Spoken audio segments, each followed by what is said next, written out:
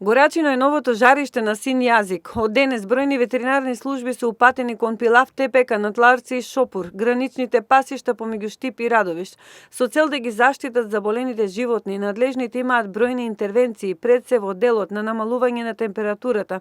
Се обидуваат да го спречат масовното угинување. Болеста син јазник најнапред се појави во западниот дел од државата, етапно се пренеси и кај преживарите од пасиштата на североисточниот дел.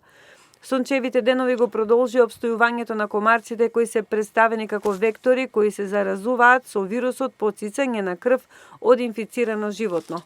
Болеста не се пренесува од животно на животно, изјавуваат за Емнет ветеринарните лекари. Тие напоменуваат и упатуваат голем апел до сопствениците на стадата да не носат заболени животни со температура во кланица или пак да го користат месото од заклано животно кое е во состојба со покачена температура.